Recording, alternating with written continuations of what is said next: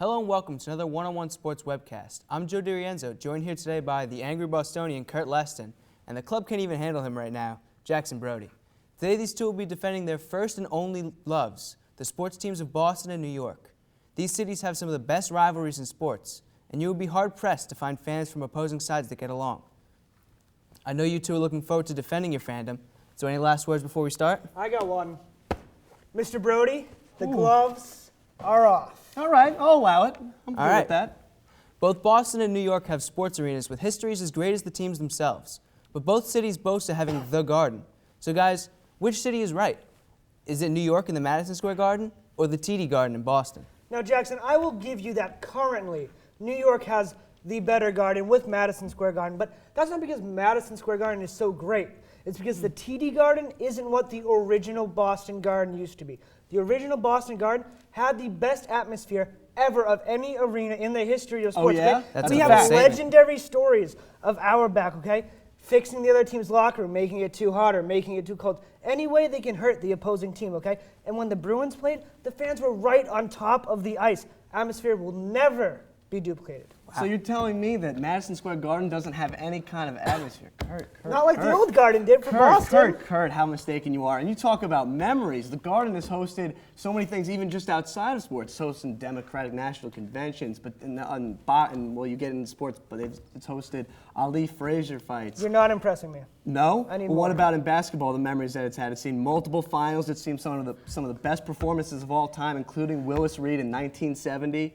In Game 7 against the Lakers. You don't think that counts for anything? That's great, but the atmosphere is not there. It's not the same atmosphere for Have you either ever the been to fans Madison or Square the Garden? players. Tell me, have you ever been to Madison Square Plenty Garden of before? times. Oh, yeah? Kurt, I I'm sit sorry. next to Spike Lee. Kurt, Jackson's yeah. right.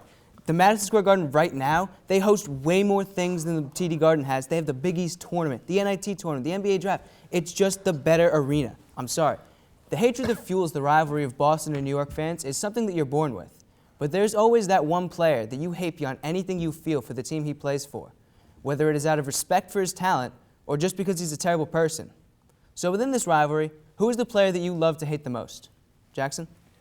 Love to hate the most. It's got to be David Ortiz with the Red Sox. This guy ruined my teenage years. I mean, you got to give credit where wasn't credit's women? due. Here's where, well, we won't go into Off that. topic, I'm sorry. But, you can't lie. This guy had 2 World Series championships with the Red Sox, 2004, 2007. He was a huge reason that the Red Sox came back against my Yankees in 2004. It was batted wonderful. .545 in that ALCS.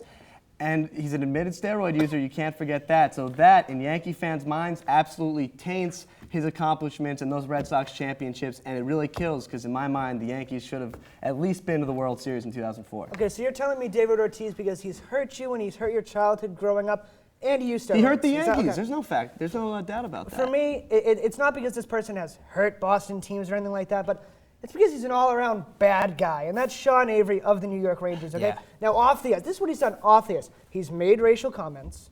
He's made derogatory comments toward women. He threatened an announcer because he represented him in a bad light. If you're a bad person, there is no good light, okay? And that's just off the ice. On the ice, his antics, it's not enough. He's not good enough in a player to back it up. He's way too much baggage. His own teammates don't like him. No one likes Sean Avery. Kurt, there's no doubt. I think Sean Avery might be one of the most hated people in the NHL. Absolutely. Guys, Sports. I'm a little surprised, though. There are a lot of easy names that no one came up with. Jonathan Papelbon and Tom Brady for Boston. And, I mean, A-Rod, David Tyree. I mean, I know he's not part of the real rivalry, but he did destroy your perfect season. No comment. All right. No comment there. There have been some players that have done the unthinkable and donned the enemy's colors in the past. But of all the players that each city has now, which would you want to see change colors and join your ranks? You know, this is pretty easy for me, and it's number 24, Darrell Rivas, okay? Okay. I would love to see Darrell Rivas on the New England Patriots. Imagine Rivas and McCourty as your 2 starting corners. The best 2 wide receivers on any NFL team would be shut down. That would make the entire rest of the secondary that much better, and that young defense would be elevated that much higher of a standard. I don't think I would want to think about that. Jackson, what do you got? Now, you talk about football, and we're going to stick with that. I'm going to shock you and go with Tom Brady, and here's why. You look at the Jets' receiving core. You have Edwards, Cotchery, Holmes. If you put Brady back there as quarterback and you take out Mark Sanchez, who has been incredibly inconsistent despite the Jets getting to the AFC Championship games in 2 straight years, you put Brady there, while who knows what happens in the Super Bowl, there's no doubt in my mind the Jets are at least getting over that AFC Championship game hunt. Jackson, I'm happy that there's finally a New York fan that realizes that Sanchez is the weak link of that team and they needed a quarterback, and Brady would have been that quarterback. With all the Uggs and the hair and whatever you could say bad about him, he would have brought you to the Super Bowl. No doubt. Okay, guys, you know I wasn't going to let you go without asking this question. We all know you both think you're part of the best fan base out there. But what makes the city that you live in have the best fans in the world?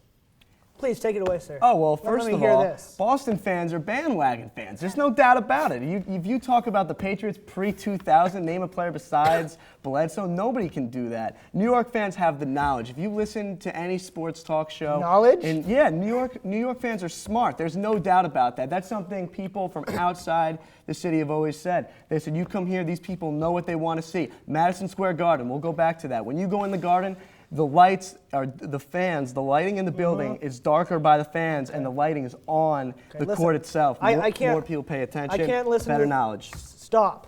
I can't listen anymore. Right? Boston clearly has the better fans, and I can tell you why. They have dealt with adversity. They have dealt with bad Patriots teams. The 86-year drought for the Red Sox. Almost 40 years now without a Stanley Cup being brought back to Boston. Okay? They have had their struggles, but they have stayed loyal to their team. They are the most passionate of any fans out there, and you know it's true, you know it's true. And also, the thing that I love about Boston fans, all right, is that they know what they want.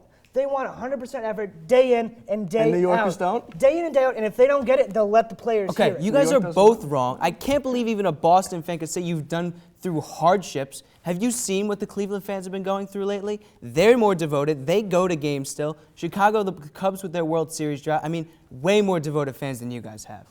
That's all the time we have today. Check out our YouTube pages for other webcasts, as well as full episodes of our TV show. And be sure to tune into our weekly radio show every night from 10 to 12. For Kurt Leston and Jackson Brody, I'm Joe DiRienzo. Whose side are you on?